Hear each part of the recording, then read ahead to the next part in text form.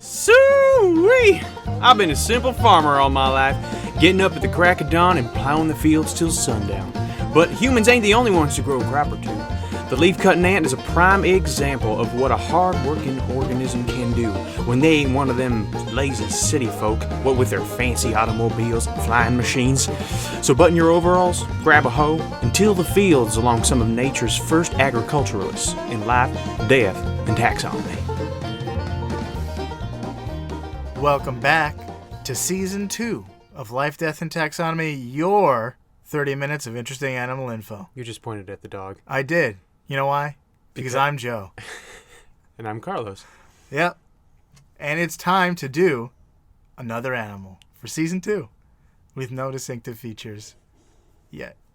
You want to go straight into the taxonomical breakdown? What did we decide? We decided it was a good idea to say... I mean, obviously the name of this episode is the Leafcutter ant. I think the cat's out of the bag. Yeah, I'm pretty sure. Do you know what the origin of that saying comes from? No. Where I learned this on the GRE. You would buy pigs in a bag, and pigs were expensive, and one thing that was not expensive was cats. Mm-hmm. So sometimes you just put a cat in a bag and say, like, hey, you want to buy this pig? And you'd buy the bag without looking inside, and then when you open the bag, the cat would be let out of the bag. I'm not joking. Why? That's relevant because this is animals. Why transport things that can walk in a bag? Because then they would get away. You just put little leashes on all of them. Then you'll love it. And then how are you supposed to kill something you love? I can't argue with that, I suppose. But anyway, this is both cats and pigs are mammals, and this is not a mammal. This is our very first insect. That's right. Because a spider is not an insect. It isn't. So here it is. Give us the taxonomical breakdown. I'm going to be... What is it? Oh, you're going to be general info, and I'm major facts. Okay. Reporting for duty. Let's do this. I am your commanding officer. Deep cut reference. No, it's not. Come on, everybody loves Major Payne. All right, here we go. Kingdom, Animalia. As that is a given, even in Season 2. Class, Insecta. Order. You missed something. You missed a phylum. It didn't have a phylum. I beg to differ. Aren't you going to lie about it? It just didn't have a phylum.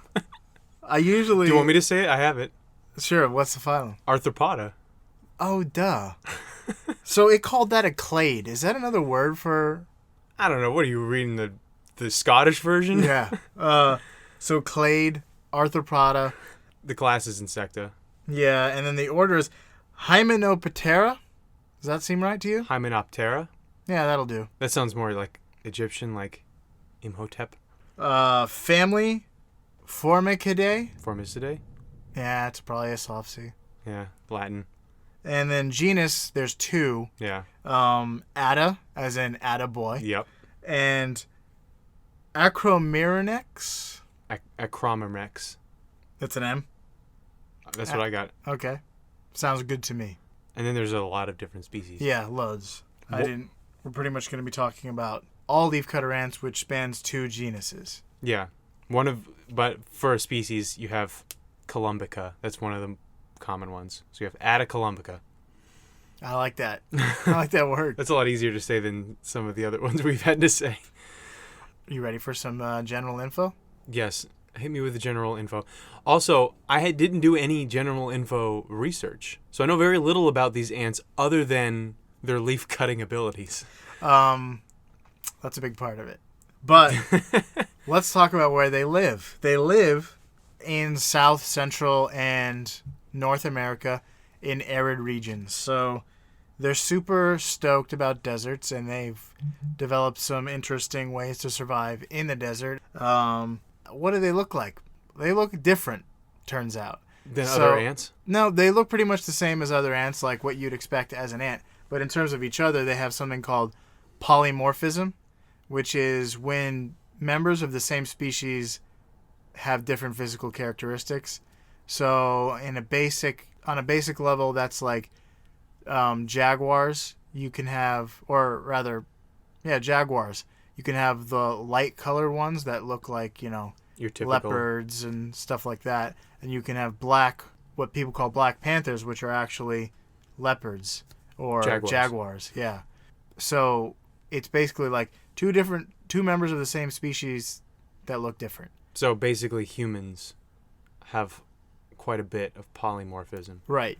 But not to the level of these guys, because they'll vary like completely different in size.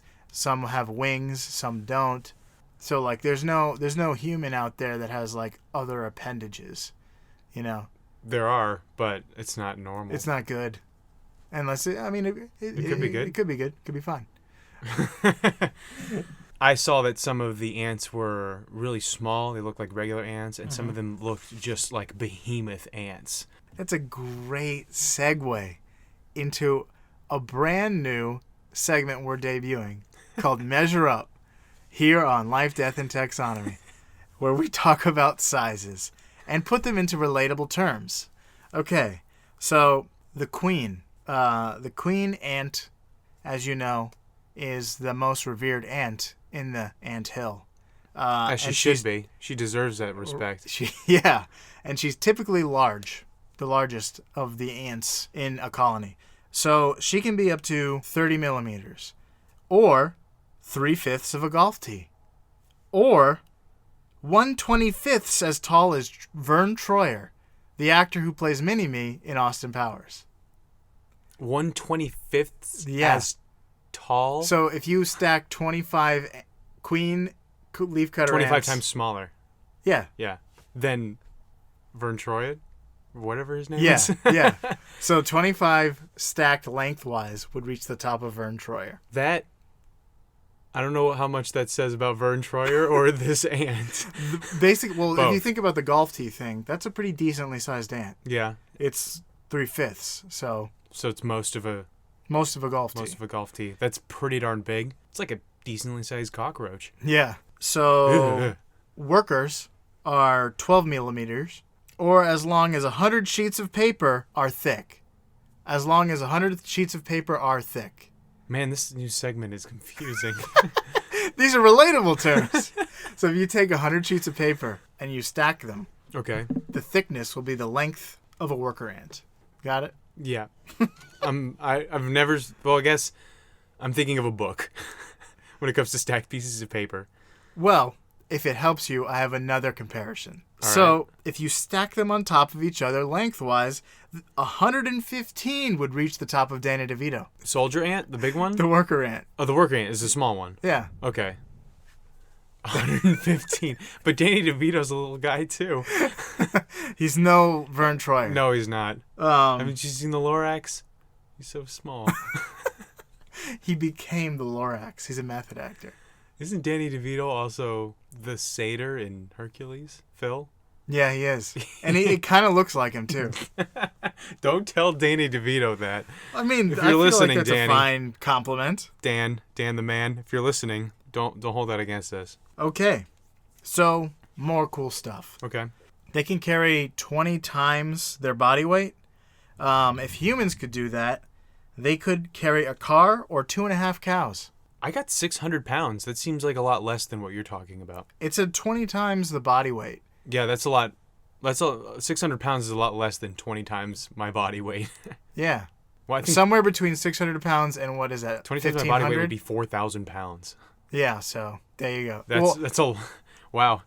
That's several cars. Well, I'm sure it can vary too, because there's a billion different species we're talking about here. So they're stronger than dolphins and whales. Proportionally than Spider-Man. Primates. Okay. So they form the largest animal societies on the planet, not including people. Because have you seen New York? That's a lot. And that can mean nests of 90 feet across, 98 feet actually, Ugh. or 30 meters. Can you imagine seeing a nest of ants that was 90 feet? Oh my gosh. Ugh. That would be so gross. If you took 2 of those nests and stacked them on top of each other and tilted it a little bit, it'd be as tall as the Leaning Tower of Pisa. It's only 200 feet tall? Yeah, it's not that tall. I've never seen it, but it seems like it'd be a lot taller. But I guess it's 20 stories. do you know how many ants can live inside this half of a Leaning Tower of Pisa-sized underground ant colony? 10 million. Less, actually. Really? Well, maybe 10 if they're pushing it, but 8 million is the number I found. Nice guess. That's almost exactly right. So Only 2 million off. I feel like more ants would be able to fit in the Leaning Tower of Pisa than 8 million. Just seems like it's. Oh, yeah. I mean, it's just the shape is different. So it's underground tunnels. It's not. Okay, yeah. They're not filling up all of the available space. Right. With ants. Um, Is this leafcutter ants in particular or ants? Leafcutter ants, right? These are leafcutter ants. So ants with wings leave the nest and engage in what is called nuptial flight, or thousands of tiny air weddings is how I like to refer to it as. That sounds kinky. Yeah, it's not exactly weddings, if you know what I mean, adults.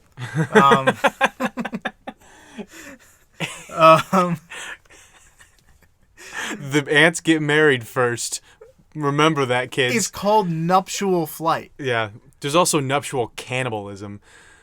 Is that what, like, black widows do? Yeah. Okay, that makes sense. So once a female collects 300 million sperm from multiple males, they'll land, ditch their wings, and look for a new location for a new colony. Huh. I wonder why they have to ditch the wings. Maybe that helps them fit into the colony better. Literally. Maybe they don't have to, they don't need them, so they get rid of them. Sometimes animals will get rid of things to not have to metabolize as much, to, not have to. I don't know if it works like that on that small of a level, but all right, here's some colony hierarchy. So the smallest workers are called minims. Minims? Minims, yeah. Can you spell it? M-I-N-I-M-S. Okay. Miners are slightly larger, and they're also workers. Medea? M-E-D-I-A-E? Tyler Perry. Yeah. They're foragers, and they bring leaf fragments back to the nest, and you'll talk about why that's important.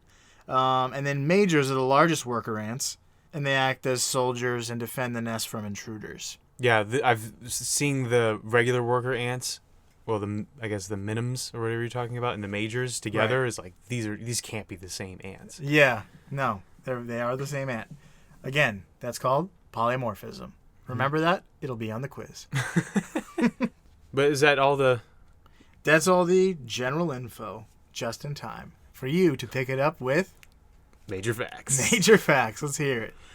All right. Cool part about the leafcutter ant is that it's a farmer. You had your ant farm when you were a kid, and guess who else is farming? Those ants. Not those ants. You probably had like sugar ants or something like that. You can keep Leafcutter ants, but it's more technical to keep them than sugar ants because of their complexities, which you're about to go into. Right. These guys don't eat sugar. Nope. In fact, they can't digest a whole lot. Oh, really? Yeah. This is why. They got weak stomachs. Yeah, they can pretty much. This is part of this ant fungus mutualism. So mutualism is like symbiosis, where it's not that the two species benefit from each other, is that they depend on each other. So the leafcutter ants cut leaves. That's what they do. It's their shtick. Right. And you might think like, oh, they're going home to eat those leaves, right? Or to build a house with them. Nope. They're going home to spit and poop on them. I mean, what do you do when you take leaves home? It's because I've run out of toilet paper. So yeah. I have a lot in common with these leaves. As a Boy Scout, I sympathize. So these ants will swarm up a tree. They'll pick usually like one tree and just attack that one tree. It's not to be that tree. They're like humans. They're not big on sustainable agricultural techniques. Oh, well, yeah, I guess. They'll strip a tree bare Okay. and then move on to the next tree. I would hate to be that tree bear. Being naked in the woods. Oh, gosh. So they'll strip a tree completely bare. Of its leaves. Uh-huh. Like they can strip a full-grown eucalyptus, which is the largest flowering plant in the world, in one night. Wow. And I looked this up. Eucalyptus definitely grow in Mesoamerica. Really? Wow. Although they're usually associated with Australia because they're all over the place, but they're also common in Central and North America and South. So there are 200 species of ants that cultivate fungus. Mm-hmm. So they'll take these, they'll strip the tree of its leaves. They'll break the leaves into sections. They have like these very particular sharp mandibles, mouth parts, that will, cut it like scissors. They'll take this giant leaf, sometimes probably, what were we saying, like 20 times? 20 times their weight, and bring it on down to the... Price is Right? to the hive. Uh-huh. And they'll break it up into smaller sections. They'll clean it. They'll dice it up. They'll spit all over it. Right. And they'll poop on it a little bit. Well, sure. Who doesn't? And that kind of like composts the leaves and creates this perfect food for fungus. Mm-hmm. And fungus releases spores. That's how it gets from place to place. And so they'll take these spores and they'll spread it over their compost from other, like it started before, and then they take the spores from the existing fungus further down in the hive and bring it up to the top where the compost is and spread it over there. Mm-hmm. And then the mold will grow. And the mold, or not the mold, the fungus. And the fungus has these little pods called gongylidea. Sure. The first time I saw it, it was gonglydia, but then I saw that there was a Y in it, a second Y, so it's gongylidea. And they eat these. It's rich in nutrients. And we were talking about earlier that the queen would go and take a nuptial vacation. A new queen. To start a new hive. Mm-hmm. She'll take some of these spores with her and the gonglydia to start a new colony of fungus. So she packs a snack for her nuptial flight. And later she packs seeds. Colonization. She packs seeds from her voyage so that she can plant in the new world. Right. So the interesting thing about this fungus is that it doesn't grow in the wild. Almost all fungus grows on dead things. But these leaves are still living when the fungus feeds on them.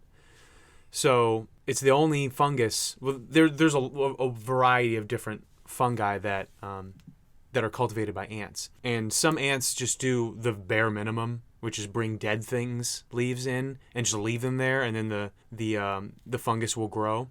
But other ants have it's called high agricultural techniques, and they'll do what I was talking about, breaking them up, spitting on them. Crop rotation. Yeah, crop rotation, irrigation. Except for those last two things aren't true. So they feed on the sap a little bit of the leaves just for short energy boost because it's a long trip to the top of a tree and back.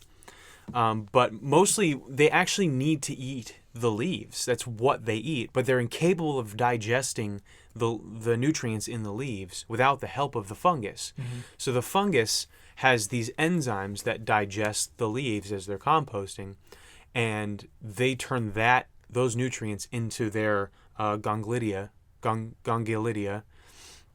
the ants eat those, which they can digest. This is a more technical way of eating than veganism, I'd say.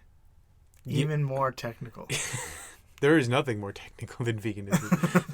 Not even electrical mechanics. So to protect the fungus from other animals that would like to eat, not just the gongylidea, but also the fungus itself. Because remember, the ants aren't actually eating the fungus. Right.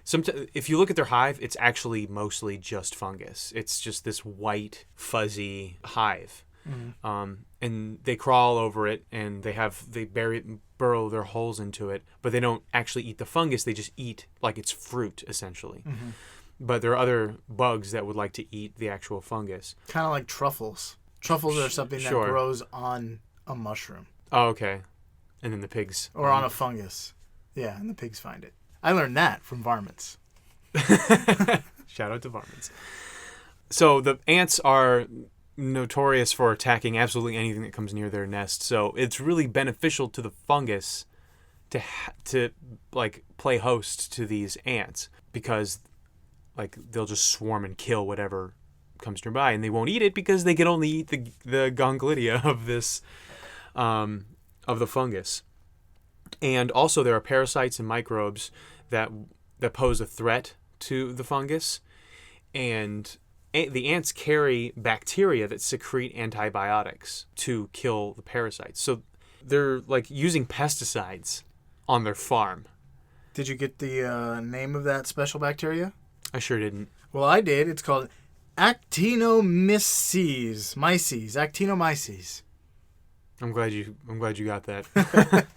And you can see it. It looks like it's on their throat, or like, what's the middle? The thorax. Yeah. Yeah, head, thorax, and abdomen. It looks like two little white tablets of the Ten Commandments. So like the flat bottom with the arch, like how you'd imagine a tablet would be. Yep. That's what it looks like. Two of them. And then the queen brings that to another. No, it's just the bacteria. But it's like white, isn't it, you said? Yeah. It looks kind of like white or shimmery, perhaps. Yeah. So that's crazy that they pesticide. I don't think they do it on purpose. I think it's just part of their like adaptation to keep the fungus alive. Yeah. I don't think they really do any of this on purpose. Except, yeah. No, it's all instinct. Well, instinct is on purpose, I guess. I suppose. They don't go and get the bacteria. We don't have to talk about the philosophy of ants. Well, the fungus is all part of this. Most of it is part of the Lepiotacea family. There's an E-A-E at the end of that word. So great. E-I-E. E-I-E-I-O. Farmers. So, since we have a couple more minutes, I also want to talk about a slightly different ant species that does something similar, but instead of cutting leaves, they cultivate aphids. I know what those are. Do you? They're like insects. Yeah, they're tiny insects. They live on the bottom of leaves. Yeah, mostly. And ladybugs eat them. If you have them in your... Unless they're being protected by ants. Uh-oh, here we go. So, ladybugs are the wolves here. Uh-huh. Aphids are the sheep. The ant is the benevolent farmer. So these aphids... Farmer Hackett. Is that a Babe reference? Yep. Oh my gosh. The aphids secrete this sugary dew called honeydew. It's not just a fruit. It's actually a liquid that these aphids secrete. It has like glucose, I think sucrose, and like some trisaccharides, like more complex sugars. And the ants feed off this. So they don't have to kill the aphids to get this. They actually just stroke the aphids with their antenna, like kind of coax it out. Kind of like milking a cow? Kind of like milking a cow. This is ridiculous. And then they drink the honeydew, and then they keep the aphids safe from ladybugs and grasshoppers and whatever else would like to eat them. But they also produce chemicals. The ants produce chemicals that keep the aphids sedated, stunt their growth, and they'll also, if the aphids grow wings, they'll manually remove the wings. GMOs? Yeah. They have GMOs. To make their aphids bigger, producing more honeydew. They want to streamline the workflow. They want to increase production. This is mind-blowing. Yeah, so sometimes you'll see, it's pretty gross. Like, I hate clusters of things. I think it's disgusting. This is specific, like, phobia. There's I forgot what the name of it's not a phobia. I'm not phobically afraid of them. I just think like, wow, that's abnormally gross. Like fish eggs. Grapes are okay, but fish and frog eggs are nasty. Yeah, grapes are great. Grapes are okay. So like you'll see the underside of a leaf, and you'll see all of these aphids attached to it, and then just all these like ants clustered over them. And yeah, they're cowboys. Actual cowboys. That's insane. No, they're not cowboys. They're aphid boys. Okay. But yeah, that's the leafcutter ant. Yeah. That was a tough one for me. I was trying to like explain it in the way like from the tops of the trees down to the bottom, but like the storytelling kind of got lost in like the facts of it. But I hope that you, the listener, now know a little bit of something about nature's agriculture. You know, an ant taking a small portion of their family's wealth in fungus to become a queen of this other area is kind of like somebody taking $1 million from their dad and becoming president. Sure. I'm going to take this small gungulity alone and turn it into an empire. All right, that's it. Well, that was the leafcutter ant, and whether you are eating your leaves or pooping on them, it's just leaf, death, and taxonomy. Oh boy. That was the worst episode ever. I think it was pretty funny. Leafcutter ants cut leaves, but podcast listeners leaf reviews. Oh, that was awful. But seriously, subscribing and writing a review is really important. What? I'm just trying to be a fun guy. You have to stop. I'll stop when the listener is subscribed. You're kind of being a tyrant. That was fantastic. All right, enough. It was elegant. All right, I'm out of here. Subscribe and leave a review. What, you don't like my antics?